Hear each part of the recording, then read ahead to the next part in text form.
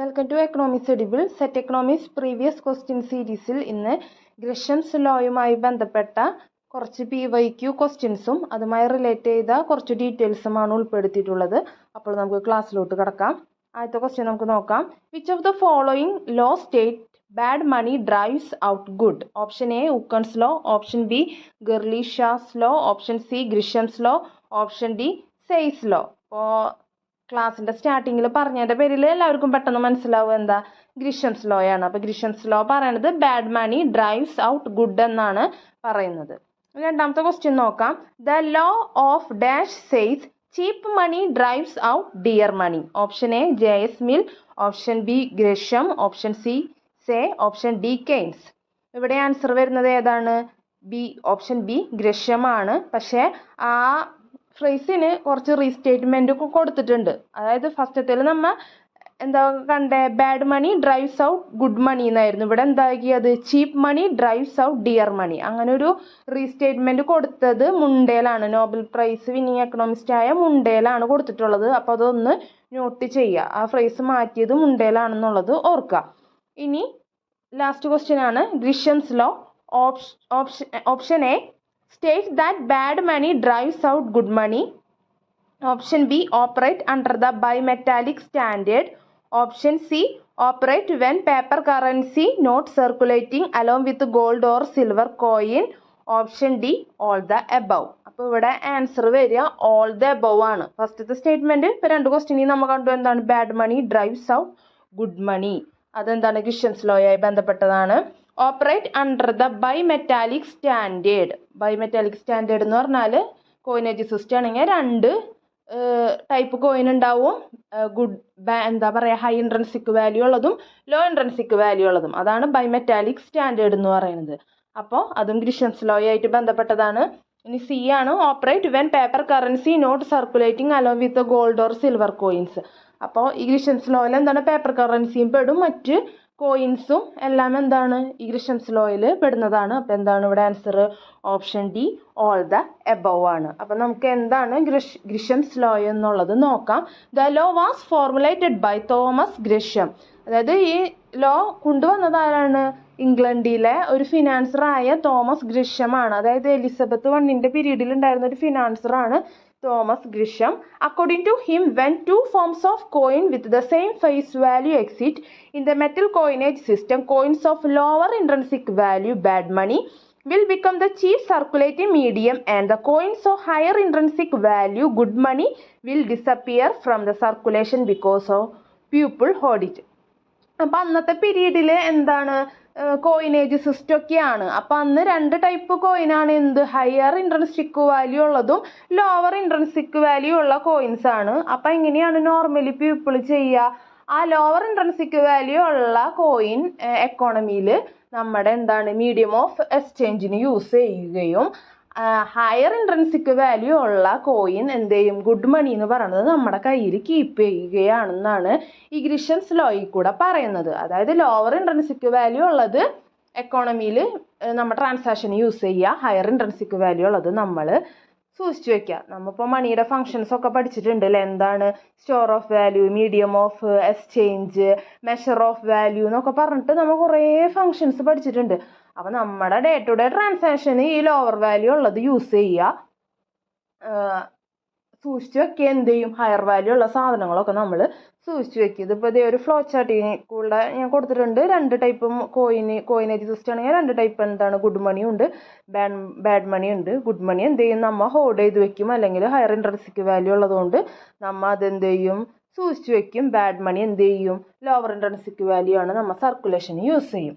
ഇപ്പോൾ ജനറൽ ആയിട്ടുള്ള ഈ ലോ മാത്രം നോക്കണ്ട, ഇപ്പോൾ റിയൽ ലൈഫിൽ എടുക്കുക. എനിക്ക് അങ്ങനെ ഒരു സ്വഭാവം ഉണ്ട്. അതായത് ഇപ്പോൾ പുതിയ നോട്ട് ഇറങ്ങിയാലോ, 10 രൂപയുടെ 20 രൂപയുടെ 100 രൂപയുടെ 50 രൂപയുടെ ഒക്കെ നോട്ട് ഇറങ്ങിയപ്പോൾ പഴയ 50 രൂപയുടെ നോട്ടും കിട്ടി, പുതിയ 50 രൂപയുടെ നോട്ട് കിട്ടി. അല്ലെങ്കിൽ പഴയ 10 രൂപയുടെയോ പഴയ 20 രൂപയുടെയോ നോട്ടും പുതിയ 10 രൂപയുടെ പുതിയ 20 രൂപയുടെ നോട്ട് കിട്ടിക്കഴിഞ്ഞാൽ ഞാൻ നോർമലി എന്താ ചെയ്യുക? എനിക്ക് അതിൻ്റെ ഒരു കളക്ഷൻ പോലെ ഉണ്ട്. അപ്പം ഞാൻ എന്ത് ചെയ്യും? ആ പുതിയ നോട്ടൊക്കെ എടുത്ത് സൂക്ഷിച്ച് വെക്കും. പക്ഷെ നോക്കുമ്പോൾ എന്താണ് പഴയ 10 രൂപയുടെ നോട്ടായാലും പുതിയ 10 രൂപയുടെ നോട്ടായാലും എന്താണ് സെയിം ഫേസ് വാല്യൂ ആണ്, ഒരേ മൂല്യമാണ്. പക്ഷേ ഞാൻ ട്രാൻസാക്ഷൻ എന്ത് ചെയ്യും, ആ പഴയ നോട്ട് യൂസ് ചെയ്യും. പുതിയ നോട്ടൊക്കെ എന്ത് ചെയ്യും, ഞാൻ എൻ്റെ കയ്യിൽ സൂക്ഷിച്ചു വെക്കും. അപ്പോൾ ആ പുതിയ നോട്ട് എന്താണ്, ആ പേപ്പർ കറൻസി എക്കോണമിയിൽ സർക്കുലേഷൻ എത്തുന്നില്ല. പഴയ നോട്ട് ഇങ്ങനെ എക്കോണമിയിൽ ഇങ്ങനെ കറങ്ങിക്കൊണ്ടിരിക്കുകയാണ്. നമ്മൾ ഓരോരുത്തരും നമ്മുടെ ഡെയിലി ലൈഫിൽ ചെയ്യുന്നതാണ്. അതേപോലെ തന്നെ ഇപ്പോൾ 10ൻ്റെ കല്ലനും 10ൻ്റെ കോയിൻ ഇറങ്ങിയിട്ടുണ്ട്, 10ൻ്റെ നോട്ടുണ്ട്. പലർക്കും ട്രാൻസാക്ഷൻ ചെയ്യുമ്പോൾ എപ്പോഴും ഏറ്റവും അധികം കയ്യിൽ നിന്ന് ബാക്കി അല്ലെങ്കിൽ എന്തെങ്കിലും കിട്ടുക എന്തായിരിക്കും, ഈ കോയിനായിരിക്കും. അപ്പോൾ അടുത്ത വട്ടം നമ്മൾ വല്ല ട്രാൻസാക്ഷൻ പോകുമ്പോൾ 10 രൂപ ഇതെടുത്ത് വെക്കും. ഈ 10 രൂപയുടെ ഈ കോയിൻ ഇങ്ങനെ എക്കോണമിയിൽ ഇങ്ങനെ കറങ്ങിക്കൊണ്ടിരിക്കുന്നുണ്ടാവും, നോട്ട് നമ്മുടെ കയ്യിലിരിക്കും. അപ്പം ആ ഒരു സിറ്റുവേഷനാണ് എന്ത് ഈ ഗ്രിഷംസ് ലോയിൽ പറയുന്നുള്ളത് നിങ്ങൾ സിമ്പിളായിട്ട് ഓർത്ത് വയ്ക്കാം. ഇനി ഇതിനെപ്പറ്റി പറയണമെങ്കിൽ നമ്മുടെ മിഡീവൽ പീരീഡിൽ ഡൽഹി സുൽത്താനേറ്റിലെ തുഗ്ലക്ക് വംശത്തിൽ മുഹമ്മദ് ബിൻ തുഗ്ലക്ക് നമ്മ കേട്ടിട്ടുണ്ട്, എന്താ ബുദ്ധിമാനായ വിട്ടി എന്നൊക്കെ പറഞ്ഞിട്ട് കേട്ടിട്ടുണ്ട്. പുള്ളിക്കാരനും അങ്ങനെ കോയിനിൽ കുറേ പരിഷ്കാരങ്ങൾ കൊണ്ടുവന്നിട്ട് ഭരണത്തിൽ ആകെ തോറ്റ് ഇതായിട്ടുണ്ട്. അപ്പം അന്നത്തെ കാലത്തും ഈ ട്രാൻസാക്ഷനിൽ ഇങ്ങനെ എന്താണ് കോയിനിൽ മാറ്റങ്ങൾ കൊണ്ടുവന്നിട്ട് എക്കോണമിയിൽ സർക്കുലേറ്റ് ചെയ്യാണ്ട് പ്രശ്നങ്ങൾ ഉണ്ടായിട്ടുണ്ട്. ആൾ സ്വർണ്ണ നാണയത്തിന് പകരം ചെമ്പ് നാണയങ്ങൾ ഇറക്കി. അപ്പം എന്താണ്, എക്കോണമിയിൽ ഈ ചെമ്പ് നാണയം തന്നെയായി സർക്കുലേറ്റ് ചെയ്തുകൊണ്ടിരുന്നത്. സ്വർണ്ണ നാണയങ്ങൾ എന്താണ് ആൾക്കാർ കൈവശം വെച്ചപ്പോൾ എക്കോണമിയിൽ ഉണ്ടാവുന്ന കുറേ പ്രശ്നങ്ങളില്ലേ, അത് പഴയ കാലത്തും ഉണ്ട്. അപ്പോൾ നമുക്ക് ഗ്രിഷംസ് ലോ ആയിട്ട് ഞാൻ കുറച്ച് എക്സാമ്പിൾസ് പറഞ്ഞാണ്. ഇനി ഇതുമായി റിലേറ്റ് ചെയ്ത് ഈ റീസെൻ്റ് നടന്ന ഒരു എക്സാമ്പിളും കൂടി ഞാൻ പറയാം. As a result, the less valuable money will dominate the market while the more valuable money will disappear from the circulation. നമ്മൾ പറഞ്ഞത് തന്നെ അല്ലേ, ആ ലെസ് ഇൻട്രൻസിക് വാല്യൂ ഉള്ള മണി തന്നെയായിരിക്കും എക്കോണമിയിൽ ഇങ്ങനെ സർക്കുലേറ്റ് ചെയ്ത് നടക്കുക. ആ വാല്യൂബിൾ ആയിട്ടുള്ള മണി എന്താണ്, ഹൈ ഇൻട്രൻസിക് വാല്യൂ ഉള്ളത് നമ്മുടെ സർക്കുലേഷനിൽ നിന്ന് തന്നെ ഡിസപ്പിയർ ആയി പോകും. It applies not just to paper currency but also commodity currency and other goods. Paper കറൻസിയുടെ കാര്യം മാത്രമല്ല, മറ്റ് കമ്മോഡിറ്റി കറൻസിയും അതർ ഗുഡ്സിലും എന്താണ് ഇത് ആപ്ലിക്കബിൾ ആണ്.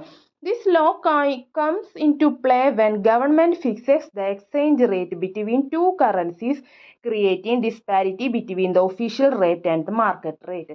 ഇനി ഇതിപ്പോൾ മോഡേൺ ടൈംസിൽ ഏറ്റവും അധികം ഇൻഫ്ലുവൻസ് ചെയ്യുന്ന ഏരിയ ഏതാണ്, എക്സ്ചേഞ്ച് റേറ്റ് അല്ലേ. ഫോറിൻ എക്സ്ചേഞ്ച് റേറ്റ് ഒക്കെ വരുമ്പോഴാണ് ഇത് ഏറ്റവും അധികം ഇൻഫ്ലുവൻസ് ചെയ്യുക.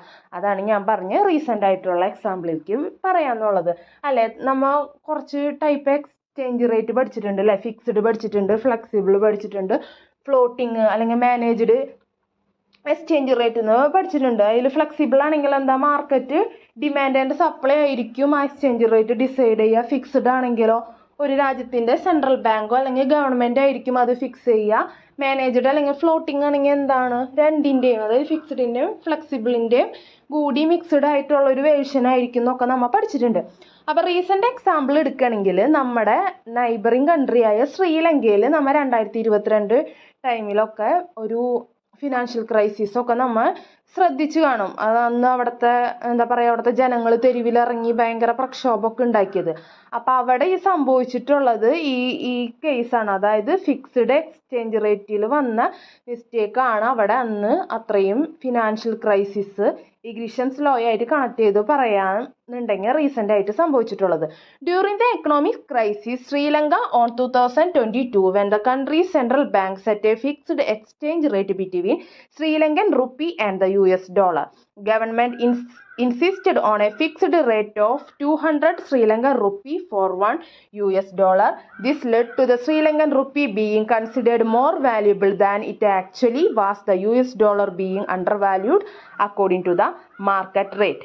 As a result, fewer US dollar are available in the official foreign exchange market and people started to avoid using them in the official transaction. അതായത് ഈ fixed exchange റേറ്റിൻ്റെ ഭാഗമായിട്ട് എന്താണ്, അവിടുത്തെ ഗവൺമെൻറ് $1 കിട്ടണമെങ്കിൽ എന്താണ് 200 ശ്രീലങ്കൻ റുപ്പി കൊടുക്കണം. അങ്ങനെയുള്ളത് വന്നപ്പോൾ എന്താണ്, ശ്രീലങ്കൻ റുപ്പി US ഡോളറിനേക്കാളും വാല്യൂ ഉള്ളതായി ആൾക്കാരെന്താണ് US ഡോളർ US ഡോളർ എന്താണ് എക്കോണമിയിൽ ട്രാൻസാക്ഷന് വരാത്തൊക്കെ സിറ്റുവേഷൻ വന്നു. അങ്ങനെ എന്തുവാണ് അവിടെ അന്ന് അത്രയും എക്കണോമിക് ക്രൈസിസ് ഫേസ് ചെയ്തത്. ഇന്നത്തെ ക്ലാസ്സിലെ ഗ്രിഷംസ് ലോയുമായി ബന്ധപ്പെട്ട ടോപ്പിക്ക് എല്ലാവർക്കും ഉപകാരപ്പെട്ടു എന്ന് കരുതുന്നു. അടുത്ത ക്ലാസ്സിൽ പുതിയൊരു ടോപ്പിക്കുമായി വീണ്ടും കാണാം. താങ്ക്